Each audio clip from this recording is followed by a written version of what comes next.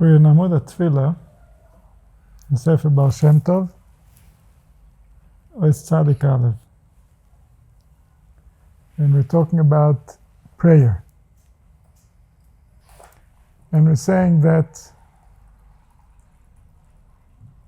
in a world where we believe in multiple entities, that there are many, in the world of the many, prayer is easily understood. Prayer means one entity who doesn't have control turns to another entity who does have control and asks, please, can you do for me something?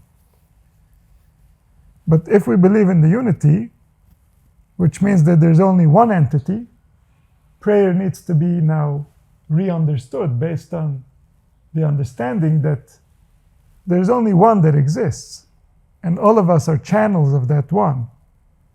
And so, if we're the one, then what are we doing when we're praying? Who are we turning to?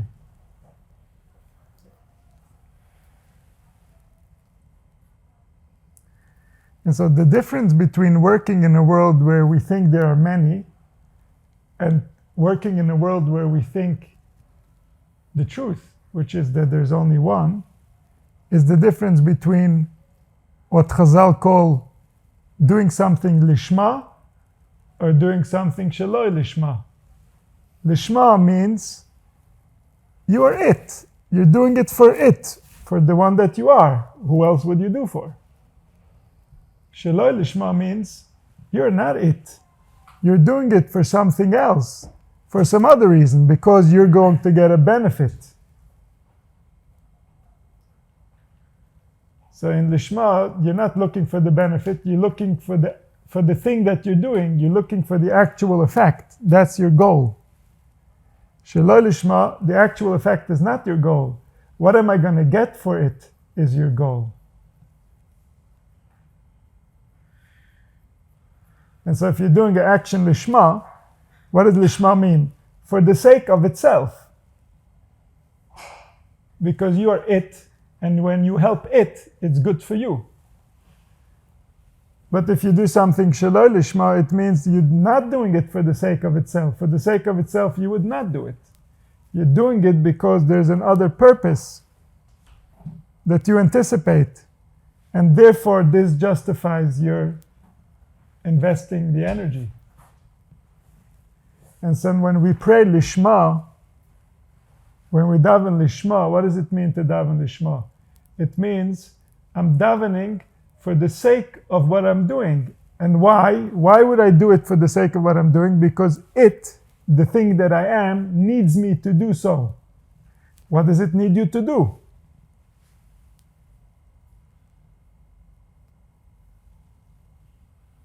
I'm davening lishma, I'm davening for the sake of itself. Because I'm it, and it needs now. And so he says, V'zeh nikra mispala lishma. This is from the Likutei Amorim. What does it mean that he's davening lishma? Pirish, l'shem hadibur, for the words that he is saying, for the force that speaks, for that he speaks, for that he talks. שהדיבור מסעווה משתוקק להזדבק במחשבה. The speech is something that belongs to the higher worlds. The speech is a force. The nature of the speech is that it wants to find favor in the eyes of the thoughts. The thoughts are expressing their best in speech. The speech needs to find favor in the thought, in the world of thought. These forces represent entities that are part of the unity, entities that are running the worlds. And so the world of thought has a need. What's the need the world of thought has? That the speech shouldn't offend it. If the speech is not suitable to the world of thought, then the world becomes less filled with life.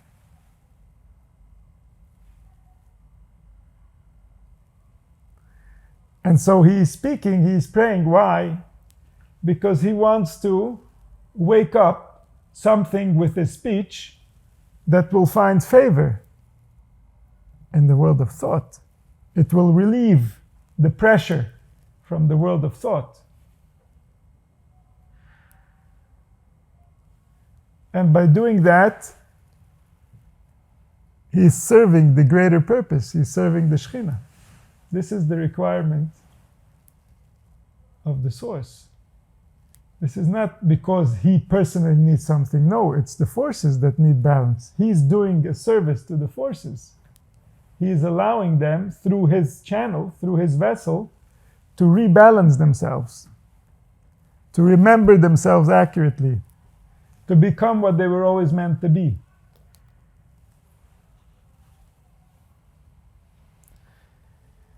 וכשמדבר באהבה ויראה, הקול והדיבר משתשים זה עם זה,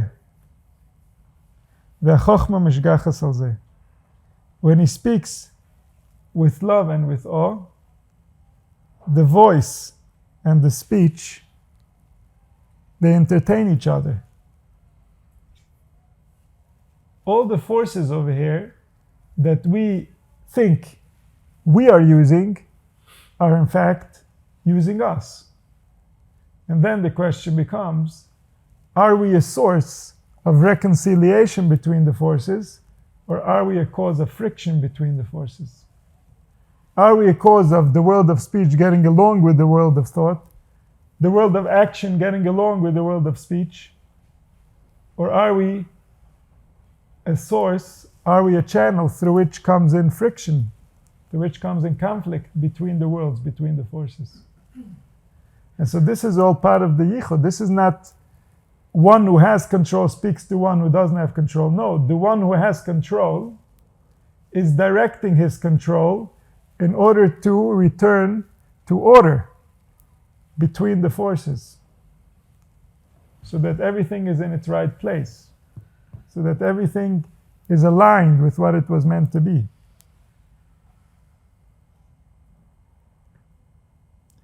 And so the voice and the speech entertain each other. They're like a brother and a sister. V'chochma mashgachas al zeh, and the wisdom, which is the seichel that's within, that's the root of where these forces are taking life. The voice and the speech are taking life from the intelligence. So this intelligence, as it sees itself manifesting as voice and speech, it rejoices, it enjoys, it gains pleasure. Like a father who is enjoying his son. This is the ultimate prize for a thought. A thought angel, if I want to promote him, if I think that he's a very important thought angel, then I can promote him into speech. I can speak him out. And then that thought angel got promoted. He became important. He had a bigger influence on the future of what I'm going to become, what the world is going to look like. And so every thought has a desire to become speech. And there's going to be one who decides which thoughts are going to become speech and which thoughts are going to remain thoughts. And then when the speech comes out, the intelligence that created that thought rejoices because it succeeded in creating further and to manifest as a reality that's going to impact the future. Every thought impacts the future, but speech ingrains the thought in so many more dimensions that it becomes much more manifest, it becomes much more real. Verse Tzadik Beis, this is from the Baal Shem Tov. Hadibur shel Yisrael hu olam hadibur keviyochel hamachaya olam. When the heart speaks, this is the same speech that created life, because the one who created the heart dwells within the heart. There isn't two entities. There isn't someone separate that created the heart and someone separate that lives in the heart. There's one entity who creates and lives in the heart. He's the creator, he's the operator, and he dwells right within there. And so, when the creator of the heart dwells within the heart, it means that the speech that comes from this heart is that same creator talking. As long as it's accurate, that's why it's called Dibur Shel Yisrael. Dibur Shel Yisrael means Lashon HaKodesh. Lashon HaKodesh means accurately depicting a healthy heart, knowing what that spirit looks like. There's no Lashon HaKodesh without Ruach HaKodesh. Ruach HaKodesh is the Holy Spirit that dwells within an accurate heart. Like it says, Lev Tor Broli Alehim, first create for me a pure heart, and then V'ruach Nochan Chadash B'kirbi, then you can arrange for the right spirit to dwell in that heart. If the heart is not right, that spirit cannot dwell. And so Ruach HaKodesh is the right heart. The right heart speaks Lashon HaKodesh.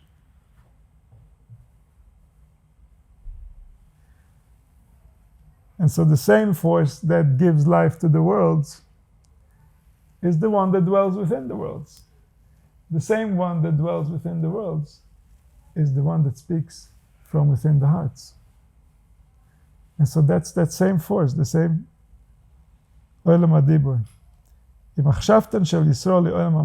the same goes for thoughts. The accurate thoughts of a human heart are the speech of the Creator. They are divine settings that cause these thoughts to form.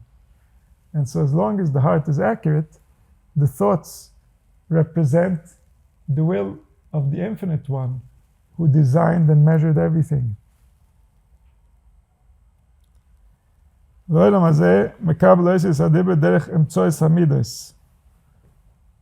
This world receives the letters of speech through the channels of the attributes, Chesed, Din, Rachamim. The words are going to form based on the heart. The heart is going to address whatever is in front of it with speech based on the attributes. Is it now in a loving state? Is it in a state of fear? Is it in a state of discomfort? Is it in a state of compassion? That's what's going to direct the speech. And so the speech only comes through based on the midas of the heart. The midas of the heart are what give form to the speech. He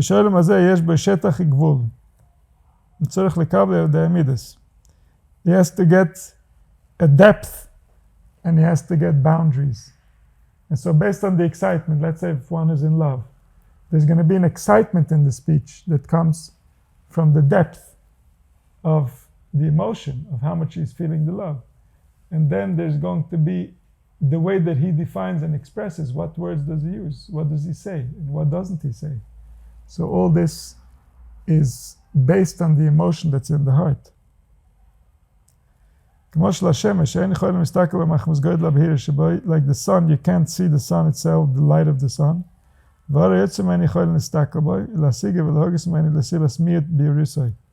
So the light of the sun we can't handle. So we go to the rays of the sun. The rays of the sun, they can be nice.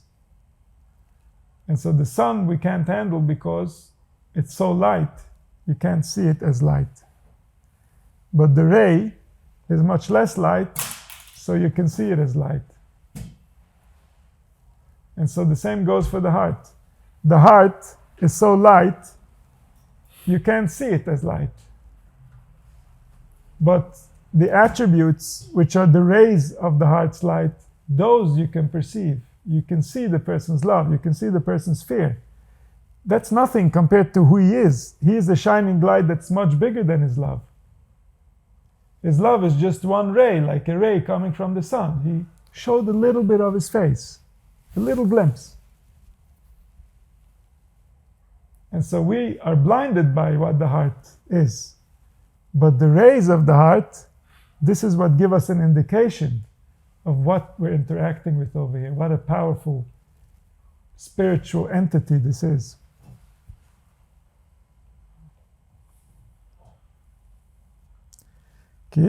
So, the light that comes out from the sun, you can look at it, and to perceive and to enjoy. Because it's less light, that's why you can see it, perceive it, and enjoy it. If it was more, then you couldn't.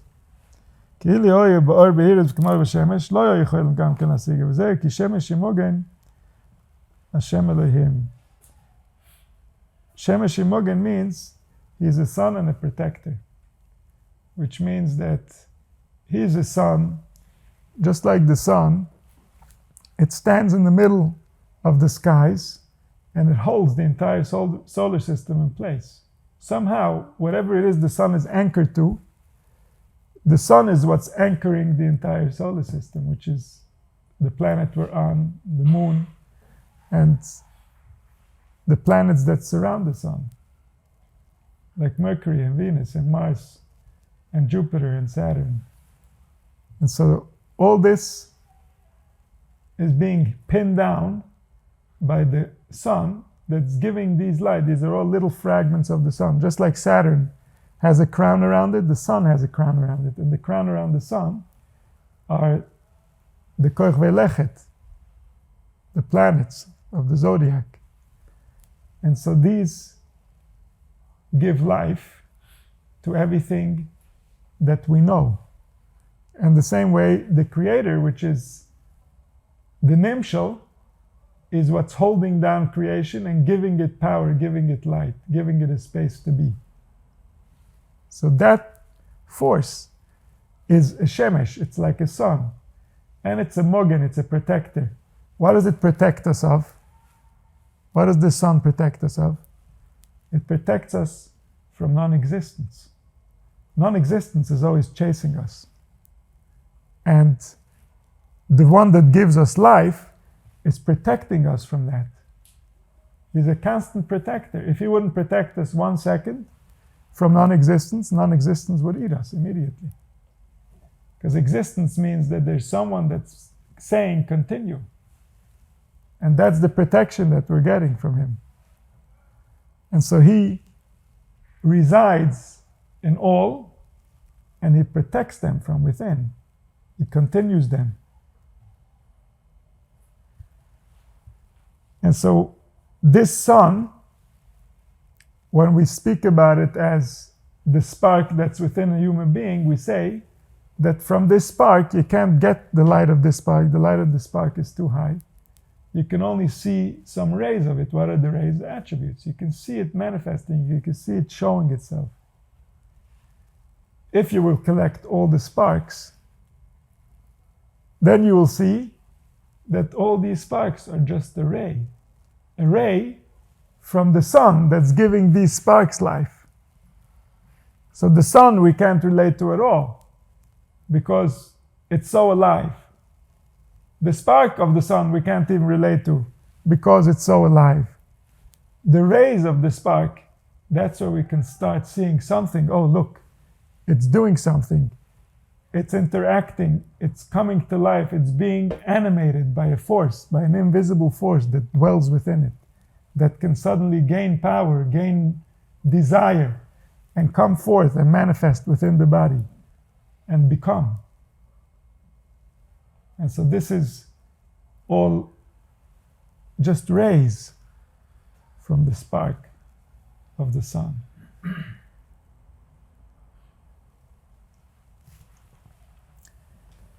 Let's start again. Baal Shem Tov. כאשר האדם הוא מדבר באהבה ביראה לא השכינה משתוקקת לדברים אלו. When a person speaks with love and awe, the Shekhinah desires these words. Because the Shekhinah needs to become known. And she can only become known through the attributes. The attributes are the reactions of the divine to whatever it is that we're telling that heart. And so the heart is like the GPS. It's like the Urim V'Tumim that will respond to wherever we place in front of it with some type of a reaction. That reaction is based on a divine formula. And so when we place information in front of the heart and the heart wakes up more, the heart has more love or more awe, then we know that we have inspired the heart. Inspired the heart means, oh, this is real. This is something that the heart understands. This is not like everything else that's meaningless. And so there's something essential that's real over there. It could be that the information is not accurate. And yet, there was an awakening. There's an accurate statement about the nature of the heart, regardless. And so when one speaks with awe and with love, the heart wakes up. The Shekhinah is getting sustenance. She's interested in these words. She is getting motivation. She's getting inspiration from these words. That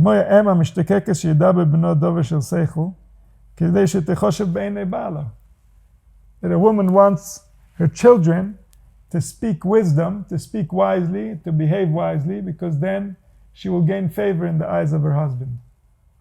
And so the woman sees the child's doing well as a sign of her and her relationship with her husband, the same way the Shekhinah sees how humanity is doing as a sign of how well she's doing and how is her relationship with her husband, with her source, the one that's giving all the power for this to take place.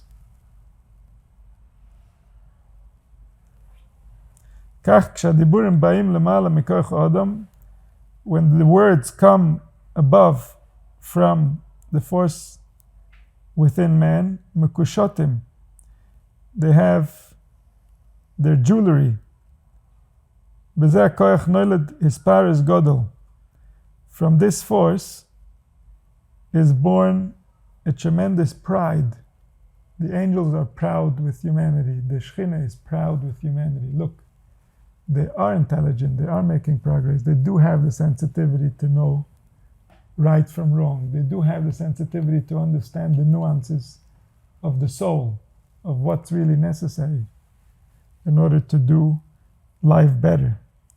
And so when the words come out and they have the proper jewelry means that the words were created with the right intentions, they were created with the right emotions, they were created with the right aliveness. And so then it's real speech. This represents the Shekhinah, this represents the real desire of the heart. And this is related to what we do on Shavuos night, where we prepare the kishutim for the Kala. This means that we speak diburim shel emes. We speak words that inspire the heart, that inspire the Shekhinah, so that when her husband comes, there is the proper desire, the proper interaction, the proper attraction between the sides.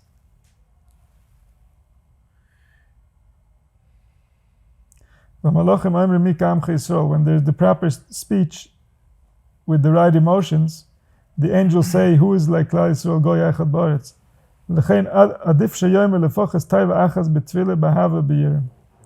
Should try to say at least one word in his prayer with love and awe, meaning he should be feeling emotion at least in one word, so that there's some real speech in that prayer. All the angels sing their song to the Creator when human beings have the right emotions. Because this is what they were designed for, this is what they're all waiting for. The entire body is running on this juice. The entire world is running on this juice. All the worlds are running on this juice. The attraction between the Creator and creation. And so when the emotions are right, that's when there can be unification. And so the angels, they rejoice when we say even just one word with the right intention, with the right emotion. וגם הוא מאוהר כל האלומש, שכשהוא עובד לקדוש ברוך הוא, כל האלומש אוהב נעשה יזברך שמו. Because the human being is בצלם Elohim in the form of all the worlds. And so, if he awakens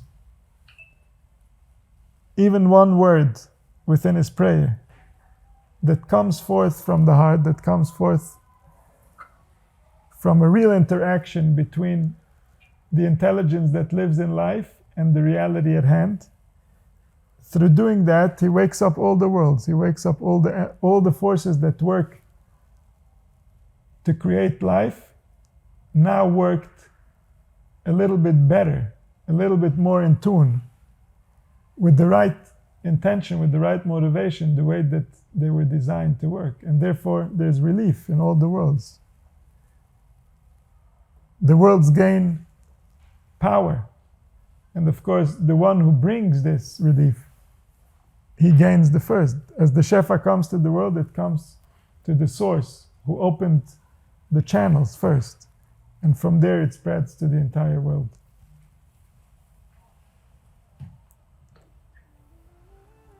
All right.